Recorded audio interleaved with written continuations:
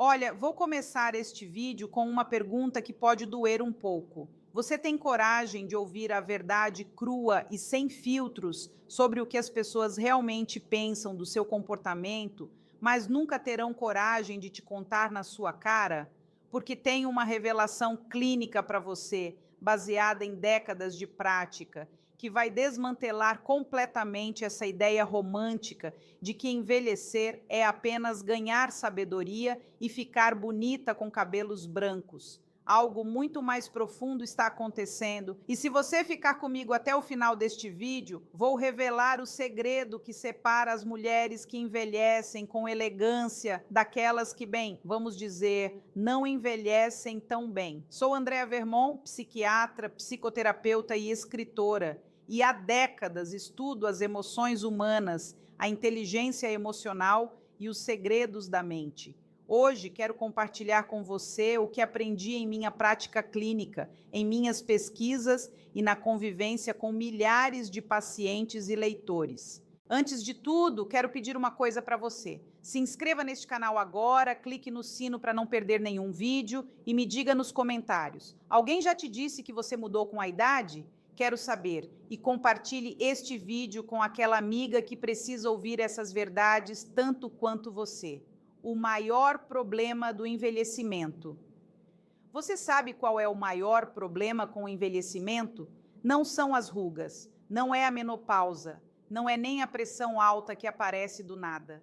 O maior problema é que as pessoas ao nosso redor começam a nos tratar como porcelana fina, aquela coisa frágil que ninguém quer quebrar. Então elas sorriem, concordam com tudo o que dizemos, aquimessam tudo e saem pensando: meu Deus, como ela mudou! E adivinhe, ninguém terá coragem de te contar o que realmente está acontecendo. Sou psiquiatra há mais de 30 anos e já tratei milhares de mulheres que chegavam ao meu consultório dizendo: doutora, por que as pessoas se afastam de mim? E quando começo a fazer as perguntas certas, a verdade aparece. Existe um conjunto de comportamentos, 10 para ser precisa, que se instalam lentamente em nossas personalidades conforme envelhecemos, atuando como uma espécie de repelente de pessoas. E o pior, não percebemos que estamos fazendo isso. A história de Marília. Vou te contar uma história verdadeira. Mudei o nome para proteger sua privacidade, óbvio. Conheci Marília quando tinha 58 anos. Uma mulher altamente inteligente, uma advogada bem-sucedida, ela sempre era o centro das atenções em qualquer reunião. Veio ao meu consultório porque suas filhas tinham parado de visitá-la com frequência. Suas amigas desapareciam quando ela ligava, e até seus colegas de trabalho inventavam desculpas para não almoçar com ela. Doutora, eu não mudei nada. Sou a mesma pessoa que sempre fui, disse para mim. Uma mentira. Ela tinha mudado muito, mas era a única que não conseguia enxergar. Depois de 3 sessões, ficou cristalino. Marília tinha desenvolvido todos, preste atenção bem, todos os 10 comportamentos que vou apresentar para você hoje. E a coisa mais interessante, quando comecei a apontar cada um deles, sabe o que ela disse? Mas eu sempre fui assim. Não, querida, você não foi. Esses comportamentos estão se infiltrando em sua personalidade como mofo em uma parede antiga. Lentamente, imperceptivelmente, mas devastadoramente. A neuroplasticidade não tem data de vencimento. Aqui está um fato científico que você precisa saber. Neuroplasticidade, essa capacidade linda do nosso cérebro de mudar e criar novas conexões neurais, não tem data de vencimento. Funciona aos 20, aos 40, aos 60, aos 80 anos. Mas tem uma pegadinha. Se não tomarmos cuidado, os circuitos antigos começam a dominar. Ficamos presos em padrões automáticos. E alguns desses padrões nos tornam chatas, desagradáveis, afastam as pessoas e ninguém terá coragem de te contar. Então, respire fundo, porque o que vem a seguir pode incomodá-la, pode machucar, mas prometo que vai te libertar, porque estar ciente é o primeiro passo para a mudança. E se há uma coisa que aprendi em 3 décadas de profissão, é que a verdade, por mais dura que seja, sempre empodera mais do que uma mentira gentil. As 10 coisas feias. 1. A tendência compulsiva de viver no passado. Vou começar com o comportamento que mais ouço nos relatos de familiares e amigos de minhas pacientes. A tendência compulsiva de viver no passado. Repare como algumas mulheres, conforme envelhecem, transformam cada conversa em uma viagem pela memória. Ah, no meu tempo, quando era jovem, as coisas eram melhores antigamente. Cada conversa se torna um túnel do tempo. Entenda bem, não há nada errado com nostalgia. É bonito lembrar, faz parte da nossa história. O problema surge quando todas as conversas giram em torno do passado, quando você não consegue mais se conectar com o presente, quando todo novo tópico que alguém traz fica pretexto para você contar pela milésima vez aquela história de quando conheceu seu marido, ou quando seus filhos eram pequenos, ou como as coisas eram melhores nos velhos tempos. Deixe-me explicar o que acontece no cérebro conforme envelhecemos, especialmente se não estimulamos a neuroplasticidade com novas experiências. O córtex pré-frontal começa a buscar referências familiares. É mais fácil, é mais confortável. O cérebro economiza energia recorrendo a memórias consolidadas, ao invés de criar novas conexões. Então você fica presa em um loop, e esse loop entedia as pessoas ao seu redor, especialmente as mais jovens. O caso de Carmen. Tive uma paciente, Carmen, com 62 anos, que exibia esse comportamento amplificado 1000 vezes. Suas netas pararam de visitá-la porque, segundo elas, a vovó só fala do passado e nunca pergunta sobre nossas vidas. Carmen ficou indignada quando ouviu isso. Eu pergunto sim, protestou. Então pedi para ela gravar as conversas durante uma semana. Sabe o que aconteceu? Para cada pergunta que ela fazia às netas sobre suas vidas, em menos de 2 minutos, ela desviava a conversa de volta para seu próprio passado. Ah, você está estudando biologia? Que legal! Sabia que quando eu era jovem também queria estudar biologia? Mas aí conheci seu avô e foi isso, a conexão se perdeu. A verdade incômoda sobre conexão. Aqui está uma verdade incômoda. As pessoas querem ser vistas, querem ser ouvidas. Quando você transforma a conversa inteira em uma narrativa sobre você e seu glorioso passado, está enviando uma mensagem subliminar. Minha vida é mais interessante que a sua. Meu passado é mais importante que seu presente. E adivinha o que acontece? As pessoas fogem. Vou fazer uma pausa aqui para um exercício prático. Pegue uma caneta e papel e pense na última conversa significativa que teve com alguém. Pode ser com um filho, neto, amigo, vizinho, não importa. Agora, responda com honestidade. Quantas vezes você trouxe o passado para a conversa? Quantas vezes interrompeu a narrativa do outro para contar uma história do seu passado? Se a resposta for mais de 3 vezes em uma conversa de 30 minutos, minha querida, você tem esse comportamento enraizado. E tem mais. Essa vício em viver no passado vem acompanhado de algo ainda mais tóxico: comparação destrutiva. No meu tempo, as mulheres eram mais recatadas. Antigamente, as pessoas tinham mais respeito. No meu tempo, a gente não precisava de psicólogo para tudo. Essas frases não demonstram sabedoria, demonstram rigidez cognitiva. E rigidez cognitiva afasta as pessoas mais rápido que alho afasta vampiros. 2. Transformar.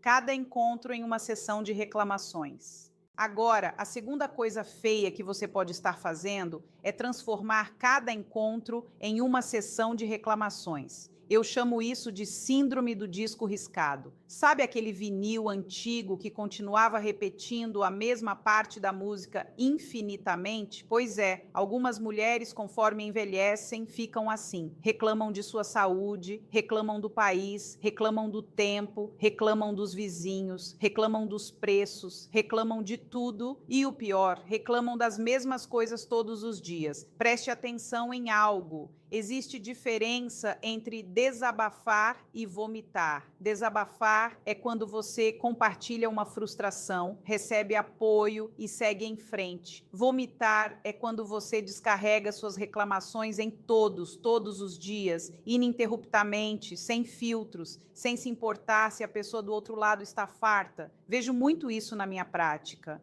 A pessoa chega e começa: "Ah, doutora, meu joelho dói tanto e sabe o que é pior?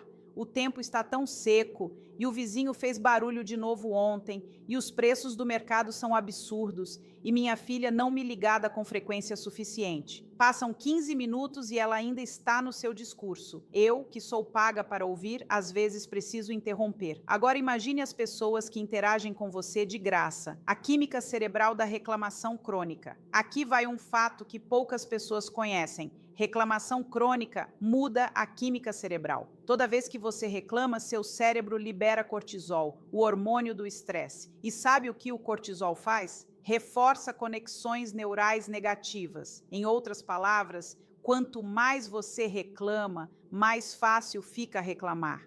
Você literalmente treina seu cérebro para enxergar o lado ruim de tudo. Vira uma dependência neurológica e as pessoas ao seu redor sentem isso. Ninguém quer estar perto de alguém que apenas exala negatividade.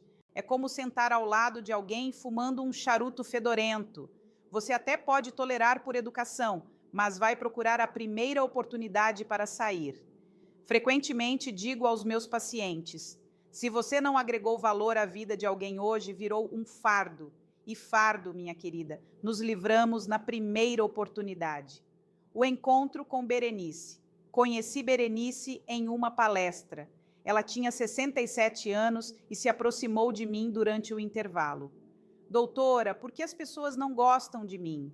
Comecei a conversar com ela. Em 10 minutos, ela tinha reclamado do trânsito para chegar ao evento, da temperatura do ar-condicionado, da qualidade do café, do barulho das pessoas falando e de como as palestras eram melhores antigamente. 10 minutos. Olhei para ela e perguntei: Berenice, você vê o padrão? Ela me olhou confusa. Então falei: você acabou de me dar 10 motivos pelos quais quero me afastar de você. Parece cruel, talvez, mas foi libertador. Berenice chorou, me agradeceu e começou um processo de autoconhecimento que mudou completamente a dinâmica de seus relacionamentos. 6 meses depois, ela me mandou uma mensagem: Doutora Andréia, meus amigos voltaram, meus filhos estão ligando mais. E sabe por quê? Porque ela parou de ser um aspirador de alegria. O aspirador de alegria. Ser um aspirador de alegria é exatamente o que reclamação crônica faz com você. Transforma você em alguém que suga a energia boa de qualquer ambiente. E ninguém quer isso, ninguém merece isso, nem mesmo você. Então faça este exercício comigo. Durante uma semana, toda vez que reclamar de algo, escreva em um caderninho. No final da semana, conte quantas reclamações fez. Se forem mais de 5 por dia, minha querida, você está nessa situação e precisa mudar urgentemente. 3. A obsessão com doenças e sintomas. Mas espere, porque há uma terceira coisa feia que preciso te contar. E essa é especialmente cruel, a obsessão com doenças e sintomas. Olha, sou médica. Sei que depois dos 50, 60 anos o corpo começa a dar seus sinais. Aparece uma dorzinha aqui, um desconforto ali, a pressão sobe, o colesterol não cai. Tudo isso é real. O problema é quando uma mulher faz sua saúde, ou melhor, a falta dela, o tema principal de sua vida. Algumas pessoas acordam pensando em doença, almoçam falando sobre doença, passam a tarde no WhatsApp trocando mensagens sobre medicamentos e sintomas, jantam recontando cada detalhe do último exame e vão dormir planejando a próxima consulta com o médico. Suas vidas inteiras giram em torno da doença. E isso, minha amiga, é uma prisão. O caso de Glória. Tive uma paciente chamada Glória, com 61 anos, que veio ao meu consultório porque estava tendo ataques de ansiedade.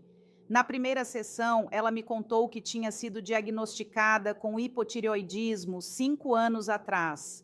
Ok, nada muito grave, é super comum. Mas sabe o que aconteceu? Glória fez de sua tireoide o centro de sua existência. Todo sintoma que sentia fadiga, irritabilidade, flutuações de peso, insônia, era culpado pela tireoide. Entrou em grupos de WhatsApp sobre tireoides, seguia influenciadoras que falavam sobre tireoides, comprou livros sobre tireoides. Parece exageração, mas foi exatamente o que aconteceu. Suas filhas entraram em contato comigo de antemão porque estavam preocupadas. Doutora, nossa mãe fala apenas de doença. Não conseguimos ter uma conversa normal com ela. Toda ligação vira um relatório médico. E sabe a pior parte? Glória estava fisicamente bem. Sua tireoide estava sob controle com medicação. Mas ela tinha construído uma identidade ao redor da doença. Tinha se tornado a pessoa doente. E isso lhe dava um papel social. Recebia atenção, cuidado, preocupação. O problema é que as pessoas cansam. Atenção é um recurso finito. Ter uma doença versus ser a doença. Vou te contar um segredo clínico. Existe uma diferença gigantesca entre ter uma doença e ser a doença. Quando você tem uma doença, recebe tratamento, cuida de sua saúde, mas continua vivendo. Quando você é a doença, sua identidade inteira se dissolve naquele diagnóstico. Você para de ser a Glória que adora cozinhar, que faz crochê, que conta piadas. Vira a Glória da tireoide. E isso é um empobrecimento existencial brutal. Do ponto de vista neurológico, algo fascinante e assustador acontece ao mesmo tempo. Quanto mais você foca nos sintomas, mais os amplifica. Isso é o que chamamos de viés de confirmação. Seu cérebro começa a procurar evidências que confirmam que você está doente. Qualquer formigamento vira algo grave. Qualquer cansaço é sinal de que algo está errado. E você fica presa em um loop de hipervigilância que torna tudo pior, incluindo os sintomas reais. A vida além dos sintomas. Olha, não estou dizendo para ignorar problemas de saúde, muito pelo contrário. Estou dizendo que existe vida além dos sintomas, existe conversa além da medicação, existe identidade além do diagnóstico. E se você quer que as pessoas fiquem ao seu redor, você precisa oferecer mais do que apenas um relatório médico. Faça isto. Na próxima vez que encontrar alguém, desafie-se a si mesma. Tente ter uma conversa de pelo menos 15 minutos, sem mencionar nenhuma doença, nenhum sintoma, nenhuma medicação. Conseguiu? Parabéns, você ainda está no controle. Não conseguiu? Cuidado, o comportamento já tomou conta. 4. A necessidade obsessiva de aconselhar. E já que estamos nesse território incômodo de verdades que ninguém conta, vamos passar para a quarta coisa feia, a necessidade obsessiva de aconselhar. Meu Deus, isso é campeão de reclamações nos consultórios de terapia familiar. A sogra que opina sobre tudo, a mãe que não consegue ficar calada quando sua filha toma decisões, a avó que sabe mais sobre criar filhos do que a própria mãe da criança. Entenda bem, acumular experiência de vida é maravilhoso. Ter vivido décadas, ter passado por situações variadas, ter aprendido com erros e sucessos. Isso é um ativo inestimável. O problema surge quando você acha que sua experiência é a única válida. Quando acredita que porque algo funcionou para você 30 anos atrás, vai funcionar para sua filha hoje. Quando não consegue ficar quieta e deixar os outros aprenderem por conta própria. Pense nisso. O mundo em que você vivia aos 20 é o mesmo mundo em que sua filha ou neta vive hoje? Claro que não. Os relacionamentos mudaram, o mercado de trabalho mudou, a tecnologia mudou, os valores sociais mudaram, mas algumas mulheres simplesmente não conseguem aceitar isso. Insistem em aplicar receitas antigas a problemas novos. E quando o conselho não funciona, ela ainda tem a ousadia de dizer: você não seguiu meu conselho corretamente. O caso de Teresa conheci. Teresa, 59 anos, que quase destruiu seu relacionamento com sua única filha por causa dessa obsessão em aconselhar. A filha tinha se separado de seu marido e estava reconstruindo sua vida. Teresa não conseguia aceitar. Opinava sobre tudo, sobre as roupas que a filha usava, muito ousadas para uma mulher separada, sobre apps de namoro. No meu tempo, a gente conhecia as pessoas pessoalmente, sobre como criar as netas. Você está a mimando demais. A filha explodiu em um jantar familiar. Mãe, você não confia em nada do que faço. Tenho 35 anos e você me trata como se eu tivesse 15. Teresa ficou devastada. Chegou ao meu consultório destruída. Doutora, eu só quero o melhor para ela. Estou só tentando ajudar com minha experiência. E aí fiz a pergunta que mudou tudo. Teresa, sua filha pediu ajuda sua? Silêncio, porque ajuda não solicitada tem outro nome: invasão. Confiança na competência do outro. Essa frase desencadeou algo em Teresa. Ela nunca tinha pensado dessa forma. Achava que, como mãe, tinha o direito, quase uma obrigação, de guiar sua filha. Mas cuja obrigação? Direito baseado em que ser mãe não te dá um passe livre para invadir a autonomia de um adulto. E aqui está uma verdade dura: seus filhos adultos não precisam de você da mesma forma que precisavam quando eram crianças. E isso está tudo bem. O problema é que muitas mulheres, quando seus filhos crescem e ganham autonomia, sentem um vazio e tentam preenchê-lo, reassumindo um papel que não cabe mais: o de guia, de conselheira, da pessoa que sabe melhor. Isso não é amor, é controle disfarçado de cuidado.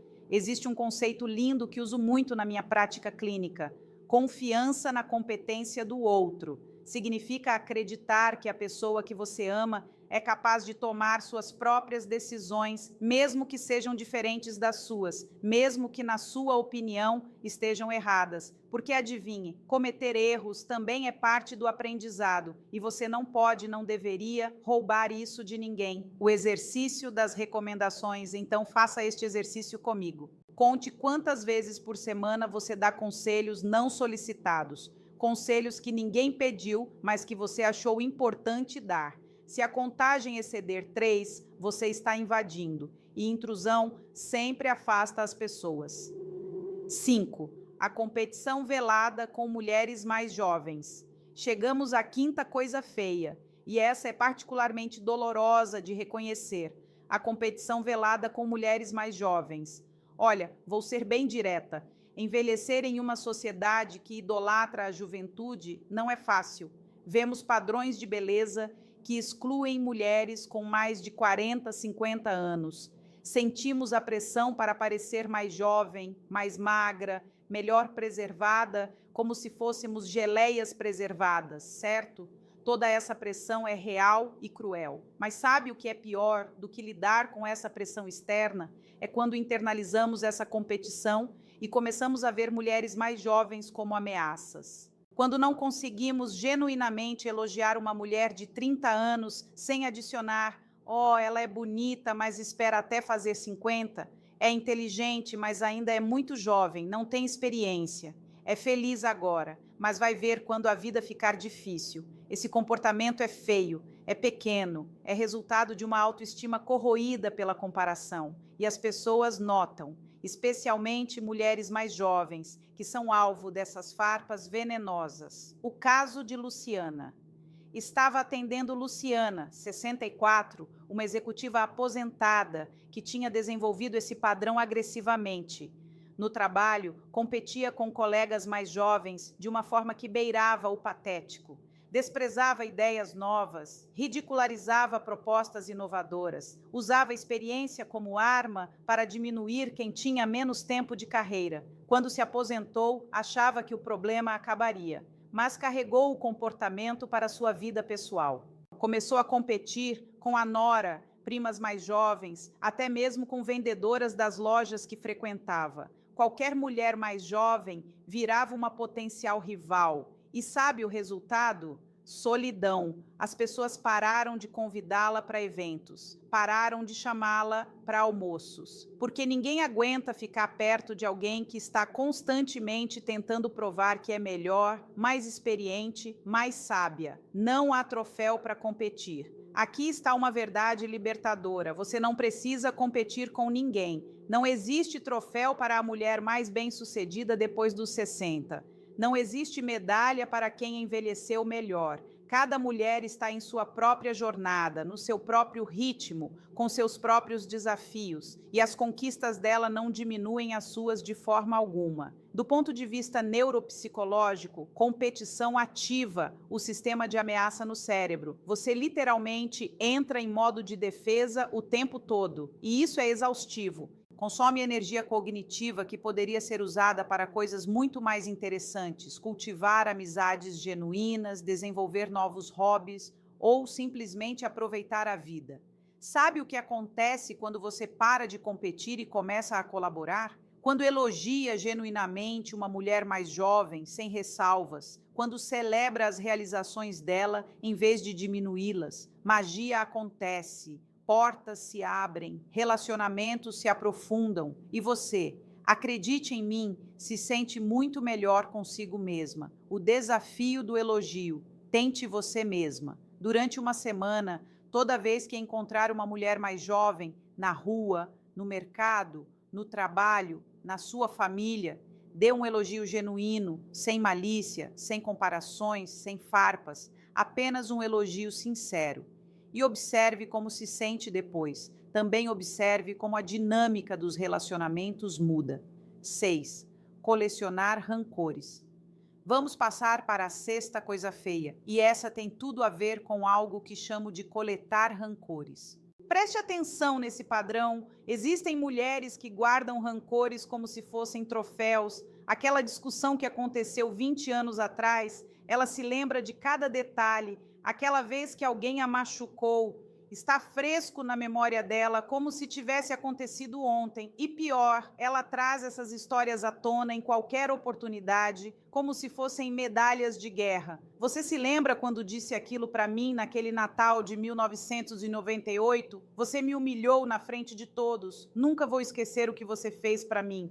Essas frases funcionam como âncoras emocionais que mantêm você e seus relacionamentos presos ao passado. E pior ainda, mantém você presa em um papel perpétuo de vítima. Não estou dizendo para esquecer. Olha, não estou dizendo que você precisa esquecer rancores legítimos. Não estou pedindo para você fingir que certas coisas não aconteceram. O que estou dizendo é que existe uma diferença gigantesca entre reconhecer que foi ferida e construir sua identidade em torno dessas feridas. O caso de Neuza, conheci Neuza em uma sessão de terapia de casal, que na verdade virou terapia individual porque o marido desistiu.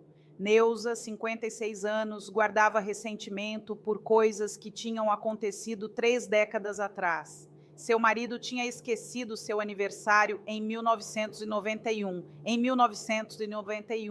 e ela ainda trazia à tona, usava como munição em qualquer discussão.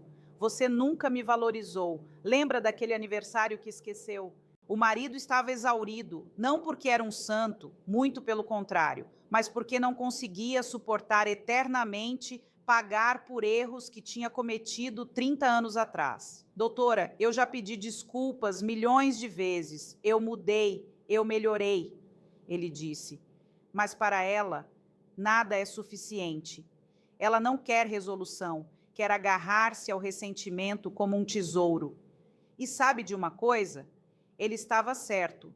Neuza tinha transformado as injustiças que sofreu em uma espécie de identidade. Ela era a mulher que sofreu, a esposa negligenciada, e inconscientemente ela precisava manter essas narrativas vivas, porque sem elas, quem seria ela? O viés de confirmação do sofrimento. Do ponto de vista das neurociências, algo muito interessante acontece. Toda vez que você recorda um evento traumático ou doloroso, seu cérebro reconsolida essa memória. E nessa reconsolidação, você pode enfraquecê-la ou fortalecê-la, e vai lacerar. Quando você continua ruminando sobre ressentimentos, recontando histórias de injustiças, está reforçando essas conexões neurais. Você está literalmente mantendo a dor viva e ativa. Perdão é libertação pessoal. Aqui está uma verdade que pode te libertar. Perdoar não é sobre a pessoa que te machucou, é sobre você, é sobre soltar o peso. É sobre não carregar essa mochila de ressentimento que só te deixa curvada e amargada. Perdão é um ato de amor por si mesma, não de generosidade com a outra pessoa. E olha, existem pessoas que não merecem perdão. Existem situações que são imperdoáveis.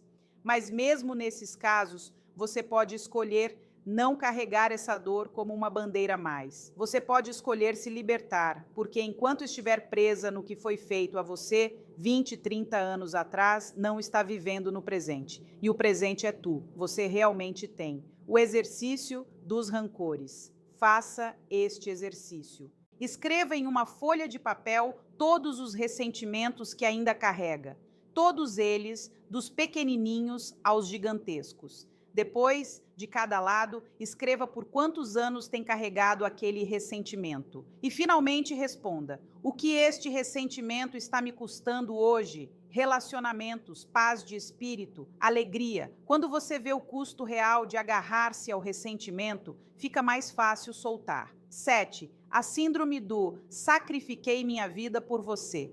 Chegamos à sétima coisa feia, e essa é especialmente comum em mulheres que foram mães. A síndrome do sacrifiquei minha vida por você.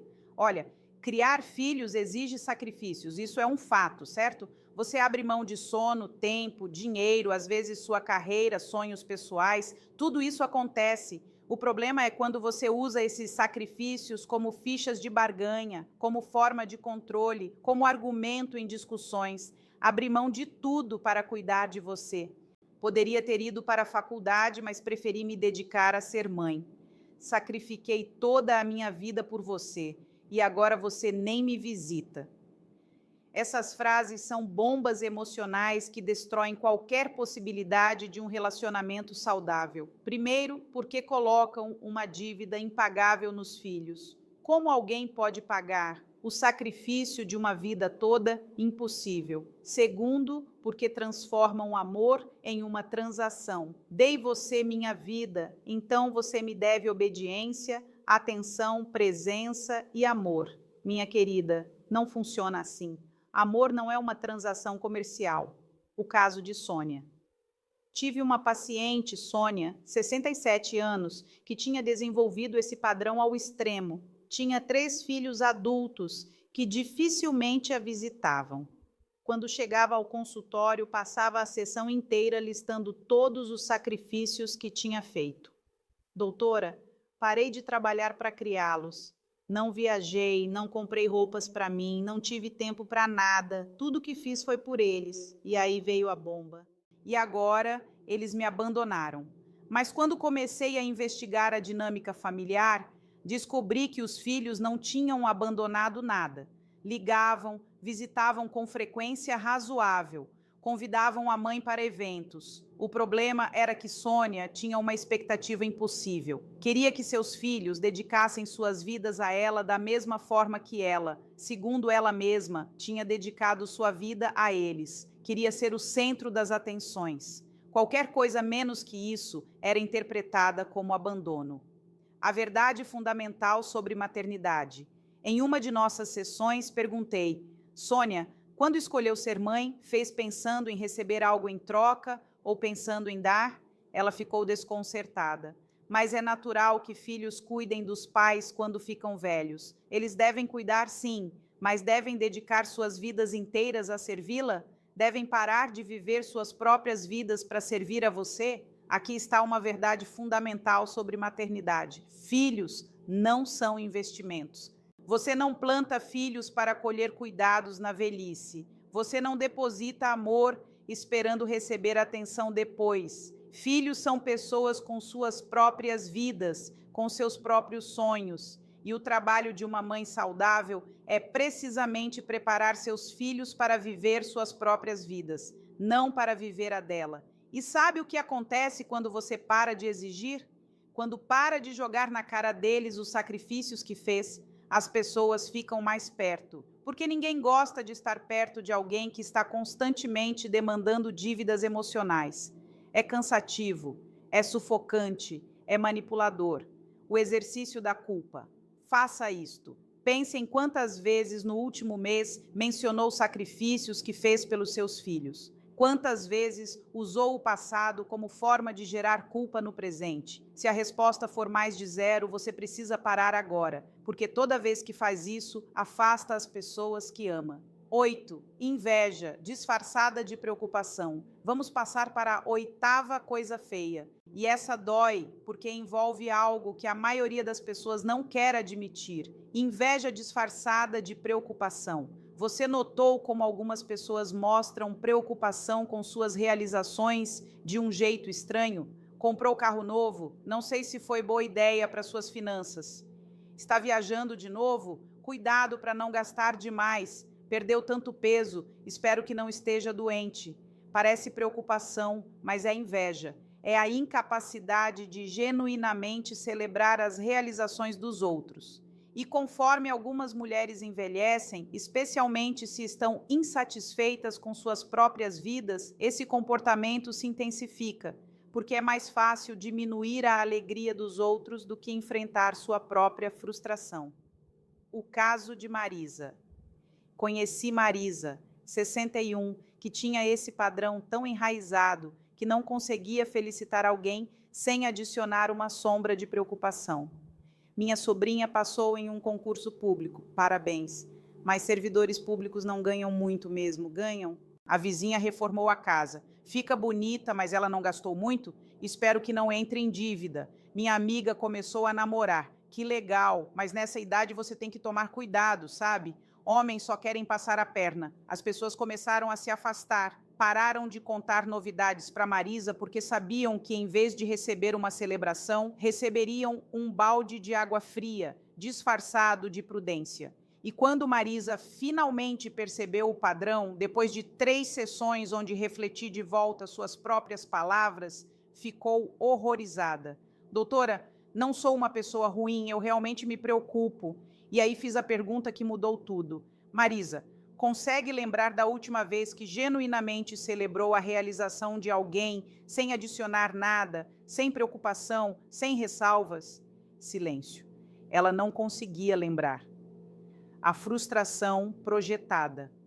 A verdade é que Marisa estava profundamente insatisfeita com sua própria vida. Tinha sonhos não realizados, ressentimentos não resolvidos. E quando via pessoas conquistando coisas, isso mexia com as feridas dela. Então ela atacava, não de forma direta, isso seria óbvio demais. Ela atacava com preocupação, com conselhos prudentes, com alertas preventivos. Do ponto de vista psicológico, isso se chama projeção. Marisa projetava nas conquistas dos outros suas próprias frustrações e, dessa forma, conseguia manter a ilusão de que o problema não era com ela, mas com as escolhas imprudentes dos outros. A alegria não é finita. Aqui vai uma verdade libertadora. A felicidade dos outros não diminui a sua. Não existe um estoque limitado de alegria no universo, onde se alguém pega um pouco, sobra menos para você. Quando você consegue celebrar genuinamente as conquistas de outra pessoa, está ampliando sua própria capacidade de alegria, está treinando seu cérebro para enxergar possibilidades ao invés de ameaças. O desafio de 2 semanas. Então faça assim. Durante 2 semanas, toda vez que alguém contar uma boa notícia, você vai responder apenas com celebração, nada mais, nenhum cuidado, nenhuma preocupação, apenas que maravilhoso, estou feliz por você. E observe como isso muda não só o relacionamento com as pessoas, mas também como você se sente consigo mesma. 9. A autovitimização constante. 9ª coisa feia. E essa tem relação direta com a forma como você enfrenta o próprio envelhecimento. A autovitimização constante. Já estou velha, ninguém me quer mais. Na minha idade não dá mais para fazer isso. Já passei da época de ser feliz. Essas frases são sentenças de prisão perpétua que você está decretando para si mesma. Olha, envelhecer tem seus desafios. Óbvio, o corpo muda. A energia não é a mesma. Algumas portas se fecham. Isso é real. Mas existe uma diferença gigantesca entre reconhecer limitações e se render a elas como se fossem um destino inevitável. O joelho e a vida. Existe diferença entre meu joelho dói, então vou procurar exercícios adequados, e meu joelho dói, então minha vida acabou. A autovitimização é uma armadilha confortável, porque quando você se coloca no papel de vítima, tira de si mesma qualquer responsabilidade por mudança. Já estou velha, não posso fazer nada. Pronto, acabou. Você se eximiu de lutar, de tentar, de viver e pior, você passa essa mensagem para todos ao seu redor. Sintam pena de mim, sou vítima da idade. E as pessoas, coitadas, no começo até sentem pena, sim, fazem colo, acolhem, mas com o tempo cansam. Por quê? Ninguém consegue carregar eternamente o peso emocional de alguém que se recusa a levantar. O caso de Dalva. Tive uma paciente, Dalva, 58 anos, que tinha transformado a idade numa desculpa universal. Não conseguia emagrecer? Culpa da idade. Não arrumava emprego? Idade. Não tinha amigos? Idade. Filho se afastou? Idade. Tudo era culpa da idade. Em 3 sessões, ela tinha mencionado minha idade mais de 50 vezes. E em um determinado momento interrompi e disse: Dalva, você tem 58 anos ou 158? Porque pelo jeito que você fala, parece que está no século X. Ela riu, mas depois chorou. Doutora, é que eu sinto que minha vida acabou. E aí foi que o trabalho real começou. Porque sabe o que estava por trás dessa autovitimização toda?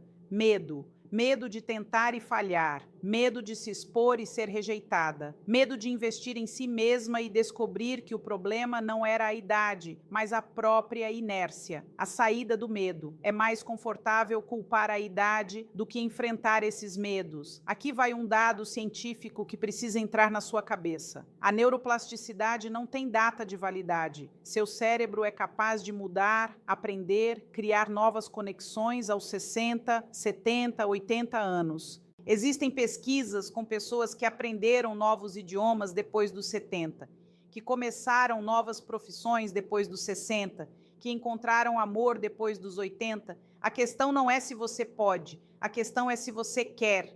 E se você ficar se colocando no papel de vítima da idade, a resposta vai ser sempre não, porque vítima não age, vítima sofre. E sofrer, minha querida, é muito mais fácil do que lutar. O exercício da ação. Então, faça este exercício durante um mês. Toda vez que for usar a idade como desculpa, substitua por uma ação. Em vez de já estou velha para isso, pergunta: como eu posso adaptar isso para a minha realidade atual? Em vez de nessa idade não dá mais, pergunta: qual é o primeiro passo que eu posso dar? Muda a narrativa, muda a vida. 10. A rigidez emocional e comportamental. E finalmente chegamos à 10ª coisa feia, talvez a mais sutil, por isso mesmo a mais perigosa, a rigidez emocional e comportamental. Sabe aquela mulher que não aceita mudanças? Que quer tudo do jeitinho que sempre foi? Que resiste a qualquer novidade como se fosse uma ameaça pessoal? Pois é, isso tem nome, rigidez. E é uma das coisas que mais afastam as pessoas. Sempre foi assim, sempre fiz desse jeito, não vou mudar agora. Essas frases são a trilha sonora da rigidez. E conforme envelhecemos, se não tomarmos cuidado, a tendência é nos tornarmos cada vez mais rígidas. Porque o cérebro, se não for estimulado, busca o caminho mais fácil, que é repetir padrões conhecidos. A verdade nua e crua. Mas aqui vai a verdade nua e crua. O mundo muda. As pessoas mudam, as tecnologias mudam, os relacionamentos mudam. E se você não muda junto, fica para trás, sozinha, porque ninguém quer ficar preso no passado com você. O caso de Irene conhecia Irene, 65 anos, que era a personificação da rigidez. Não aceitava usar o WhatsApp porque telefone é para ligar. Não aceitava que o filho trocasse de emprego porque antigamente as pessoas ficavam na mesma empresa a vida toda. Não aceitava que a neta usasse piercing porque, no meu tempo, moça de família não furava o corpo. Não aceitava, não aceitava, não aceitava. O resultado? O filho parou de compartilhar as novidades da vida profissional. A neta deixou de visitá-la. As amigas cansaram de ouvir "no meu tempo". Irene ficou sozinha, amargurada, achando que o problema eram os outros que tinham mudado demais. Mas o problema era ela que se recusava a mudar qualquer coisa. A notícia difícil. Quando Irene chegou ao meu consultório, queria que eu ajudasse a consertar a família. Doutora, fala para eles que eles estão errados, que eles precisam voltar aos valores de antigamente. E aí tive que dar a notícia difícil. Irene, o problema não é sua família, é você. Parece cruel, mas foi libertador. Porque enquanto Irene achasse que o problema eram os outros, ela não mudaria nada. E sem mudança, não há possibilidade de conexão genuína. O ponto de vista neurológico. Do ponto de vista neurológico, rigidez acontece quando paramos de desafiar o cérebro, quando criamos rotinas tão fixas que não há espaço para novidade. E sem novidade, os circuitos neurais se tornam cada vez mais rígidos. É como um caminho na floresta. Quanto mais você usa sempre o mesmo, mais definido ele fica. E mais difícil fica criar caminhos novos. A boa notícia. Mas aqui vai a boa notícia. Você pode treinar flexibilidade. Você pode, de forma consciente e deliberada, criar pequenas mudanças na rotina. Pode experimentar coisas novas. Pode questionar suas próprias certezas. E cada vez que faz isso, está criando novos circuitos neurais. Está mantendo o cérebro jovem, ágil, flexível. A transformação de Irene. Sabe o que aconteceu com Irene? Ela aceitou o desafio. Começou pequeno, instalou o WhatsApp, custou, ela resistiu, reclamou, mas fez. E sabe o que aconteceu? As pessoas começaram a incluí-la nas conversas de novo. Ela recebeu fotos dos netos, memes engraçados das amigas. Começou a se sentir conectada. Então foi para o próximo passo. Parou de dar palpite não solicitado. Quando o filho contava sobre mudança de emprego, em vez de criticar, ela perguntava: e você está feliz com essa decisão? Mudança de postura, mudança de relação. Em menos de 6 meses, a família de Irene estava reunida de novo. Não porque os outros tinham mudado, eles continuavam os mesmos, mas porque ela decidiu flexibilizar. Decidiu que a conexão com as pessoas que amava era mais importante do que estar certa. Era mais importante do que manter tudo como sempre foi. O ponto crucial. E aqui chegamos ao ponto crucial de tudo que conversamos até agora. Essas 10 coisas feias. Viver no passado, reclamar cronicamente, obsessão por doenças, necessidade de aconselhar, competir com mulheres mais jovens, colecionar injustiças, cobrar sacrifícios, inveja disfarçada, autovitimização, rigidez. Elas não aparecem do nada, elas se instalam de mansinho, um pouquinho aqui, um pouquinho ali, e quando você percebe, elas já dominaram sua personalidade, a maravilha do cérebro humano. Mas tem uma coisa maravilhosa sobre o cérebro humano que preciso te contar. Ele é plástico, maleável, capaz de mudança em qualquer idade. E isso significa que você não precisa ficar presa nesses padrões. Você pode, a partir de hoje, começar a mudar. Não vai ser fácil, não vai ser rápido, porque esses comportamentos foram se consolidando ao longo de anos, às vezes décadas, mas é possível, totalmente possível. Um plano prático de 4 semanas. Vou te dar um exemplo prático de como fazer isso. Escolha um dos 10 comportamentos que mais tocou o seu coração. Aquele que você pensou, putz, é a minha cara. Escolheu? Ótimo. Agora, durante as próximas 4 semanas, você vai focar apenas nesse comportamento. Semana 1. Observação.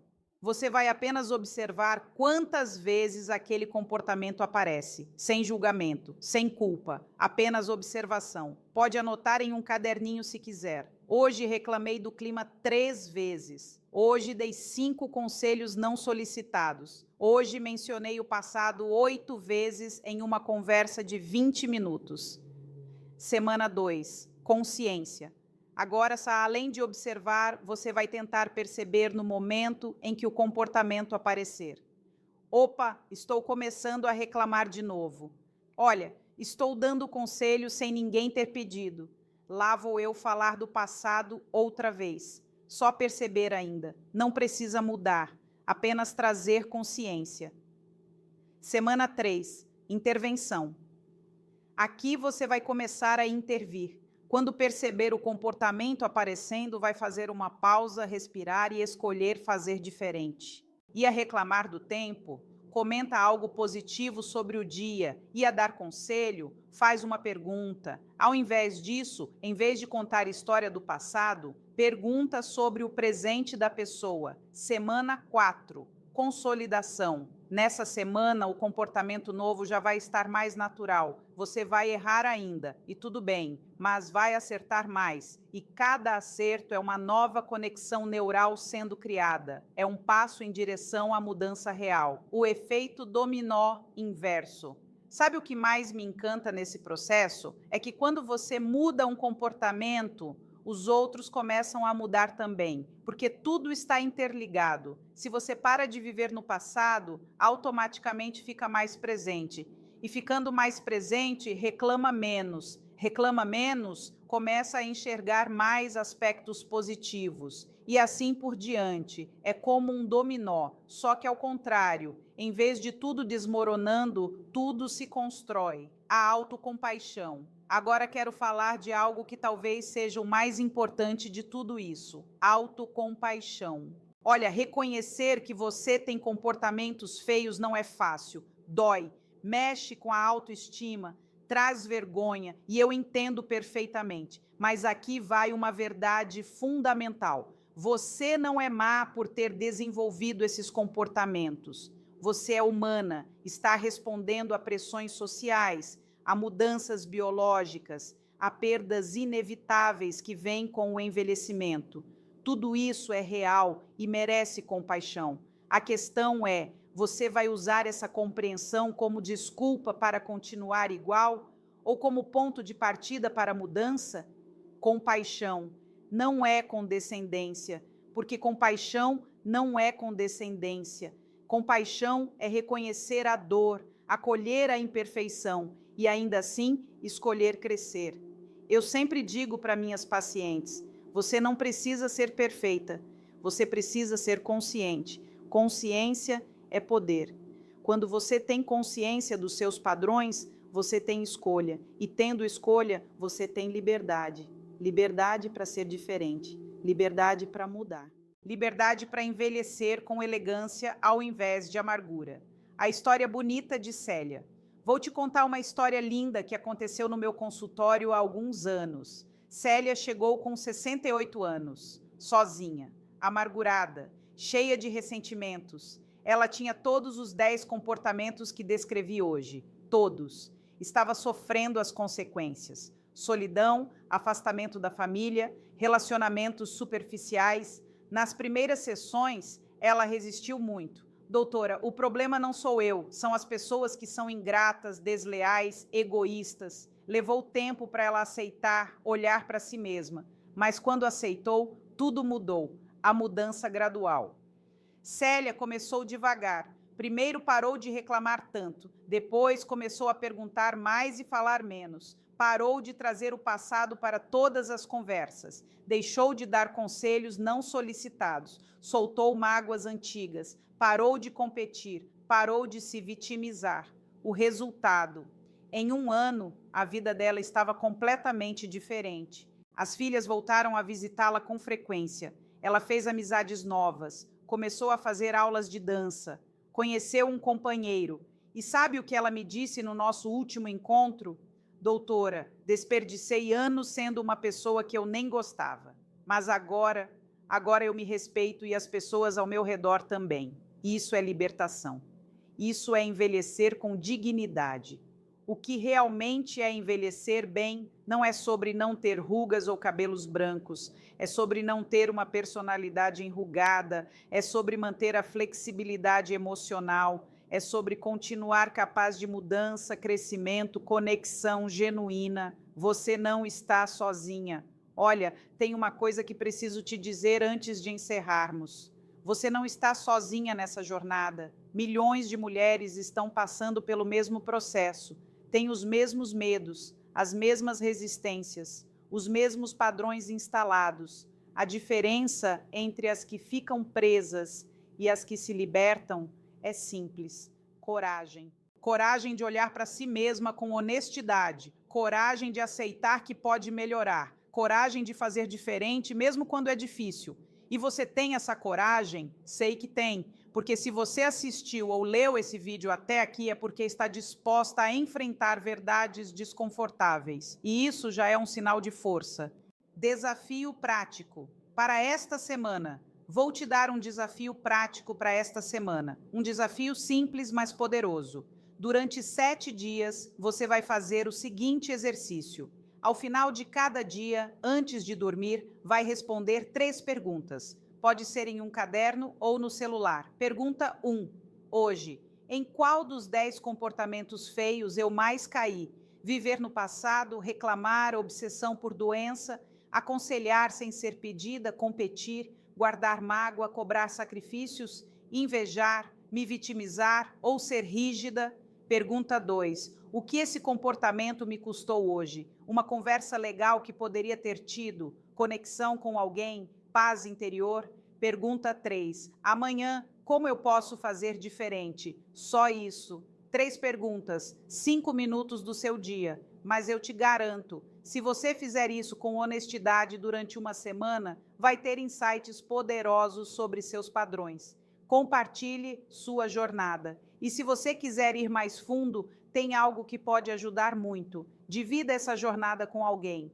Pode ser uma amiga de confiança, uma irmã, uma filha, alguém que você autorize a te dar feedback honesto.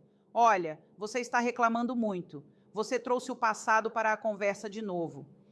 Ter esse espelho externo acelera muito o processo de mudança. Mas atenção, escolha alguém que te ama de verdade, porque feedback vindo de quem te ama é diferente de crítica vinda de quem quer te diminuir. Aprenda a diferenciar essas duas coisas. Envelhecer é libertador. Agora, antes de me despedir, preciso reforçar algo crucial. Envelhecer não é uma sentença de deterioração. Envelhecer pode ser, e deve ser, um processo de amadurecimento, sabedoria e até libertação. Libertação das cobranças estéticas da juventude, libertação da necessidade de provar algo para alguém, libertação para simplesmente ser, a condição para essa libertação. Mas essa libertação só acontece se você não se deixar aprisionar por esses comportamentos feios que vão se instalando, se você se mantém vigilante, se você escolhe todos os dias ser uma versão melhor de si mesma. E melhor não significa perfeita, significa mais consciente, mais flexível, mais capaz de conexão genuína, mais disponível para amor, amor por si mesma e pelos outros. O que a vida realmente é, porque no final das contas, minha querida, do que se trata a vida se não de conexão, de pertencimento, de amar e ser amada? E esses 10 comportamentos que descrevi hoje, todos eles têm uma coisa em comum: eles destroem conexão, afastam amor, criam solidão. A notícia maravilhosa, mas a boa notícia, a notícia maravilhosa é que você tem poder para mudar isso hoje. Agora, não precisa esperar segunda-feira, não precisa esperar o próximo ano, não precisa esperar o momento certo. O momento certo é agora, meu convite final. Então, aqui vai meu convite final para você. Escolha uma das 10 coisas que mencionei, a que mais mexeu com você, e faça um compromisso consigo mesma. Um compromisso de trabalhar nisso nos próximos 30 dias. Apenas 30 dias. Um mês da sua vida dedicado a mudar um padrão que está te custando caro. Depois desses 30 dias, e depois desses 30 dias, se você perceber melhora, e você vai perceber, escolha outro comportamento, e outro, até que daqui a um ano você olhe para trás e não reconheça mais aquela mulher amargurada, rígida, ressentida que você estava se tornando. A melhor versão de você. No lugar dela vai estar você. A melhor versão de você, uma mulher que envelhece com elegância, não porque não tem rugas, mas porque não tem uma alma enrugada, uma mulher que inspira, que conecta, que ama e é amada. E sabe por que eu sei que você é capaz disso? Porque você está aqui, porque você teve coragem de ouvir essas verdades duras, porque você não desistiu no meio. Isso já é um sinal de que você quer mudar, e querer é o primeiro passo. Um último pedido agora. Antes de eu realmente me despedir, preciso que você faça uma coisa. Se este vídeo te tocou, se você reconheceu algum desses comportamentos, se você está disposta a mudar, deixe um comentário aqui embaixo dizendo: Doutora Andréia, eu escolho mudar. Só isso, essas 4 palavras. Por que esse compromisso importa? Porque quando você escreve, quando você declara publicamente, você está fazendo um compromisso, não comigo, com você mesma. E esse compromisso tem poder, tem força, tem capacidade de te impulsionar nos momentos difíceis. Compartilhe com quem você ama. E se você conhece alguma amiga, prima, irmã, mãe, tia que precisa ouvir essas verdades, compartilhe este vídeo com ela. Não de forma agressiva, não dizendo, olha, você é assim, mas dizendo, olha, vi isso e achei interessante. Talvez te ajude também, porque todo mundo merece a oportunidade de se conhecer melhor e mudar. Se ainda não se inscreveu e finalmente mesmo. Se você ainda não é inscrita neste canal, se inscreva agora, aperta o sino, porque vou continuar trazendo conteúdos assim, diretos, honestos, sem floreios, mas sempre com amor, sempre com o objetivo de empoderar você, porque esse é meu propósito, minha missão. Há 30 anos faço isso no consultório, uma paciente de cada vez. E agora, através desses vídeos, posso alcançar milhares, milhões, e cada mulher que se acorda para seus padrões destrutivos, que escolhe mudar, que se liberta das armadilhas do ego, é uma vitória, é uma vida transformada. Gratidão. Muito obrigada por ter ficado comigo até aqui. Obrigada por ter coragem de olhar para si mesma. Obrigada por escolher crescimento ao invés de estagnação. Lembre-se, você não precisa ser perfeita, você precisa ser consciente. E tendo consciência, você tem escolha. E tendo escolha, você tem liberdade. Liberdade para envelhecer bonita, não no sentido estético, embora isso também seja possível, mas no sentido profundo. Envelhecer com uma alma bonita, com relacionamentos bonitos, com uma vida bonita. E isso, minha querida, não tem preço, não tem botox que faça, não tem cirurgia que alcance. É um trabalho interno, diário, consciente, mas que vale cada segundo investido. Um abraço carinhoso. Sou Andréia Vermont.